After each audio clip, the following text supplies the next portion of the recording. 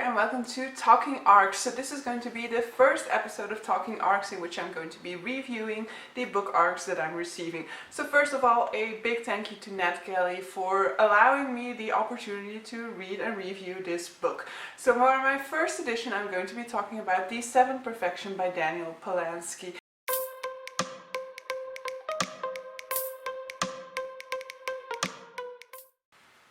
So this is a fantasy book, and it's actually a fantasy novella. So it is about 170-180 pages long. It is a standalone. So it is always nice to have a shorter fantasy for us fantasy lovers to consume.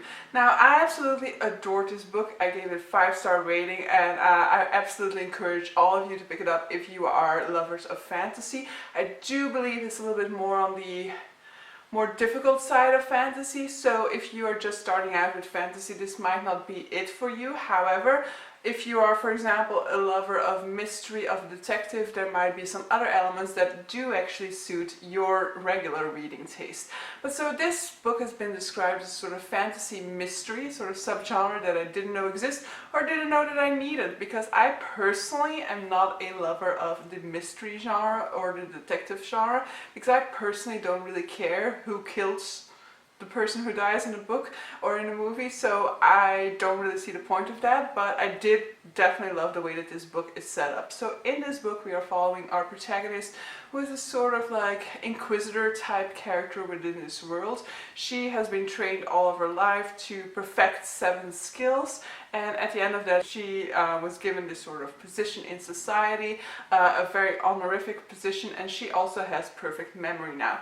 But the interesting thing about this book is that we actually never hear from our protagonist herself, because we're always looking at the other part of the dialogue. So basically this story is told solely through dialogue, and not just solely through dialogue, but actually solely through answers. So our protagonist is meeting up with all sorts of different people, and she's trying to uncover a certain truth. She's trying to figure out something about an item that was left in her possession.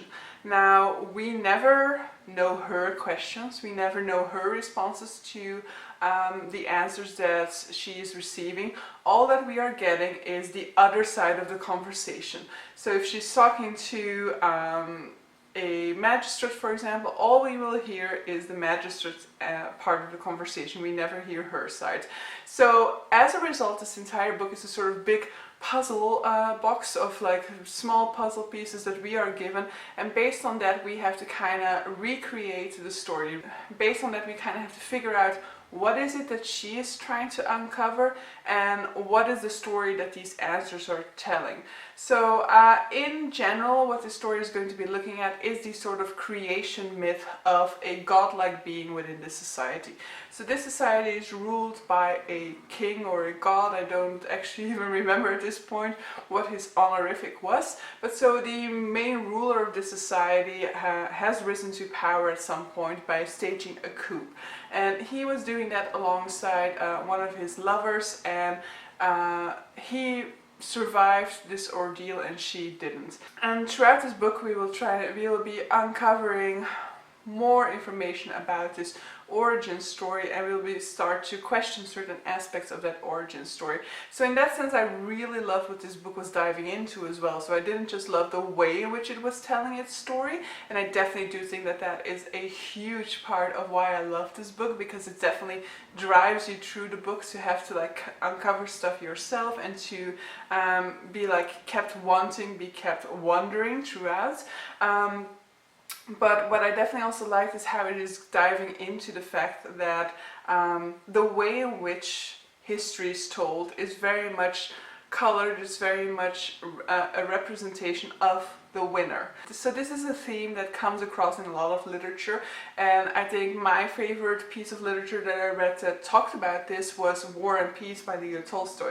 But I definitely love seeing this in this fantasy setting, seeing this sort of reflection on the fact that the way in which history is written down, the way in which history is told, is very much colored by the people who are winning these wars, by the people who come out on top. And so their version of events is the version of events that will become the like standard version of events, and also the way that and also the fact that they win will color the way that you look at what came before that. Now, what could be a problem for some people, though I personally didn't experience it that way, is that because the story is told solely through dialogue and only like partial dialogue at that, there is limited world building. So it means that because we're only looking at dialogues, we're not going to get these huge descriptions of what this world looks like or what the people in this world look like. And so there will be these hints of the existence of other types of beings within this world, but because we are looking only at descriptions of people who regularly inhabit this world,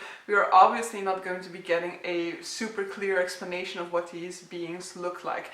So if you are the type of person who wants all answers to the way in which this world is built, you are not going to be getting them, because you will just have these sort of hints based on which you can build your own world, but you will never get the full awareness of what this world looks like. I personally really liked that aspect, actually, because I really liked the pacing that you get as a result. So as a result, we don't get these super long descriptive passages in which the world is described. And while I do like those types of passages as well in like more standard fantasy works, I actually really thought it was refreshing to not have any of those take place within this book. As a little bit of a warning, of course, as I said, this whole experience of reading this book is kind of like fitting puzzle pieces together, and as a result, especially in the beginning, it can be kind of disorienting, it can be very confusing. In the beginning, you're kind of thrust into the story without any background knowledge, and you kind of have to figure out like, what's happening? What are we experiencing? Like when I went to it, I actually didn't even know anything about the structure neither, and so I really went into it completely blind, and I definitely will say that I was able to uncover it even knowing nothing going into it. So if you have a little bit of this background knowledge that I've already given you, limited though it was, I definitely think that you can settle into the book quite quickly, and I actually did enjoy that sort of like disoriented feeling at the beginning. For me personally, the experience of reading this felt very much like the experience of reading the 5th season, for example. Like with the 5th season as well, I also felt a lot more like we as a reader ourselves had to kind of grasp at the straws that we were handed, and we had to kind of build this world ourselves, and that we had this feeling of confusion while reading it in the beginning. And so I definitely do feel like that is reminiscent of the 5th season in that sense, though they are very different books for the rest of them. But I definitely do feel like if you're looking for something new in fantasy, for something that you haven't read before, just like I recommended the 5th season for that reason, amongst many other reasons, I will also recommend The 7th Perfection, amongst many other reasons. So I absolutely adored this one, and definitely want to be making more room on my TBR for more by Daniel Polansky. But sadly, my TBR is already so big that I don't know when I will actually get around to picking up more of his works. But I definitely know that he has, like, I think he has 6 other books already out, so there's definitely more to explore where his writing is concerned. And I am definitely very much intrigued when it comes to that. But so yeah, this is kind of my short book talk on that book, and I definitely hope that you're intrigued enough to want to pick it up yourself for now, and definitely let me know down below if you have actually read it.